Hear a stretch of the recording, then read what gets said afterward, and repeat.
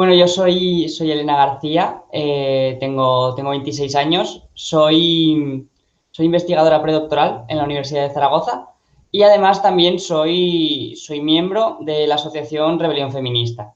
Es una asociación que inicialmente nace para proteger a víctimas de violencia de género, para hacer un acompañamiento, pero que ha ido creciendo y ahora también ya no es solamente eso, también tiene una parte muy importante a nivel formativo y es una asociación feminista, anticapitalista, transinclusiva, bueno, es interseccional, nos posicionamos contra el racismo, contra todo tipo de opresión.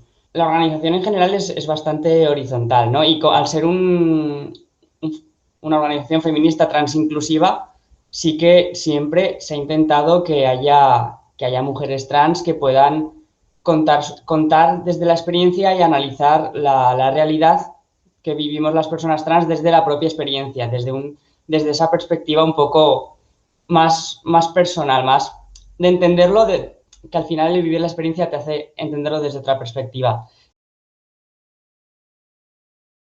Ese rechazo proviene de concepciones erróneas de lo que es una persona trans. Eh, Concepciones erróneas como considerar que la autodeterminación de género es que tú un día te despiertas y decides, mira, hoy soy mujer. No, es un proceso mucho más complejo. Es algo que es cierto que sí que intervienen algunos factores biológicos, pero también intervienen muchos factores psicosociales, tanto el entorno en el que te desarrollas como cómo lo vas interiorizando, y es algo que realmente no eliges, tú lo vas desarrollando a lo largo de tu vida, y al final el tema de la autodeterminación de género es el resultado de hacer un proceso de introspección y decir, anda, pero si yo realmente soy mujer. ¿Sabes?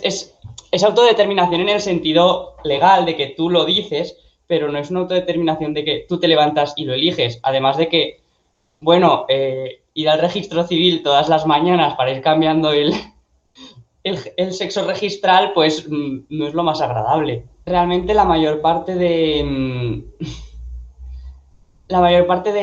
miedos que muestran estas personas, que es que además da la impresión de que es una gran cantidad de gente, una gran cantidad de asociaciones que se posicionan en contra de la ley trans, pero luego en la práctica, si te pones a mirar cuánta gente apoya y cuánta gente no, realmente la mayoría son trans inclusivas. Lo que pasa que las trans excluyentes hacen mucho ruido. La mayor parte de cosas que dicen son, pues, sobre todo basadas en las leyes que tienen diferencias según el género. Como por ejemplo la ley de violencia de género, dicen que una persona acusada de violencia de género podría, tras haber cometido el crimen, cambiarse de género para que le juzgaran de manera más suave, lo cual es totalmente mentira, porque está previsto en la ley que si se ha cometido el acto delictivo, se te juzga con el sexo registral que tenías en el momento. Hay riesgos que pueden existir de manera muy puntual y en casos muy concretos, pero esto beneficia a una gran mayoría de personas. También eso es algo que creo que se están centrando en los riesgos, en los posibles riesgos que son como muy puntuales, y no en los beneficios que reporta a una comunidad que, bueno, se estima que es el 1% de la población, pero ya es mucha gente. A mí lo más importante y destacable de esta ley me parece que es que eliminen el requisito de hormonación durante 2 años para poder cambiar el nombre y sexo registral. ¿Por qué? Porque es que hay gente que a lo mejor sí que es trans, pero no siente una disforia fuerte hacia su cuerpo, o que a lo mejor simplemente con hacerse el láser en la cara para quitarse la barba ya tiene una apariencia andrógina y con eso está cómoda. eh, Esas personas ahora mismo se ven forzadas a tener que someterse a 2 años de tratamiento hormonal, y es un tratamiento hormonal que tiene riesgos importantes. Una de las pastillas que tomo yo, por ejemplo, tiene como efecto secundario frecuente entre el 1 y el 10% el fallo hepático, que es un problema bastante grave. Luego, además, con el tratamiento te quedas estéril. Hay gente que no quiere afrontar y que está teniendo que hacerlo si quiere cambiarse el nombre registral.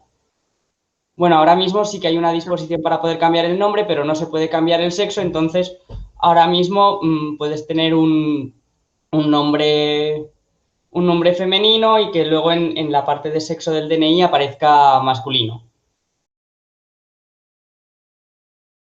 Empecé a plantearme mis dudas sobre el género con 20 años o así. Entonces ahí pues empiezas a darle vueltas, empiezas a decir, oye, igual es que no encajaba por esto, tal. Bueno, empecé primero con amigas cercanas a decirles que probaran a tratarme en femenino, a ver cómo me sentía yo. Y es que la verdad es que una de las cosas de las que no se habla mucho, pero creo que es como muy característica de la experiencia trans, no es la disforia de género, que es sentirte mal con tu cuerpo, sino que es la euforia de género. Cuando te tratan por tus pronombres del género que eres, es como un, ay, sí, me gusta, ¿sabes? Es esa euforia, ese sentirte bien a raíz de que te traten de una manera correcta. Y ahí ya sí que empecé a notarlo, que sí, que me iba convenciendo. Empecé a utilizar los pronombres femeninos en redes, abrirte del armario y salir de golpe, pues es una idea que agobia mucho. Entonces yo sí que empecé saliendo un poquito con círculos más cercanos, con las amigas más cercanas, luego ya con el grupito de amigos y luego ya sí, poco a poco el círculo fue creciendo. Y yo en principio sí que era muy de la idea de, no, es que yo no quiero hormonas porque, claro, esto al final es volver a apoyar los roles de género que hay establecidos en la sociedad, que tengo que tener una apariencia concreta, que tal. Pero sí que llegó un punto en el que sentí que las energías que me quitaba el no encajar en esa normalidad y que esas energías que me quitaba, sopesándolo con los riesgos y con el poder acabarme adaptando a los roles de género que no quería reforzar, al final me valía la pena. Y de hecho, ahí ya pues empecé el proceso médico. Bueno, ahí fue cuando decidí hacerlo y luego aproveché que iba a empezar el doctorado con contrato. Entonces me podía independizar porque yo también entiendo que mis padres iban a tener que pasar por el proceso de entender lo que al final es un cambio mental, es un cambio importante, y yo también quería pues tener yo mi espacio con ellos para poder experimentar más libremente con mi forma de expresarme, y también quería que ellos tuvieran su espacio para irlo asumiendo pues al ritmo que les fuera bien.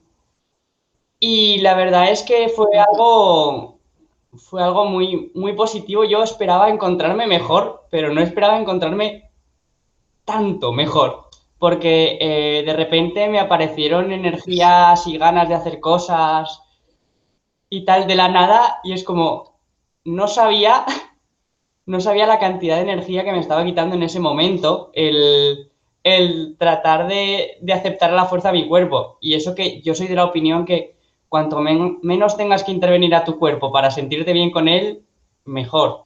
Y que luego al final tampoco he acabado reforzando tanto los roles de género como creía que podía hacer, que yo, aunque sí que tengo una apariencia como bastante normativa, porque siempre he tenido rasgos muy andróginos, muchas veces dicen, no, es que las mujeres trans lo que quieren es ponerse vestidos, pintarse los labios y dejarse el pelo largo. Bueno, yo el pelo lo llevo largo, pero no mucho, lo llevaba más largo antes, que era metalera. Mi forma de ser hace que de normal no me maquille, y cuando me maquille es para ponerme colorines en la cara, no es para hacer la figura normativa de... Entonces es como que los miedos que tenía al final han sido más pequeños y los beneficios han sido más grandes.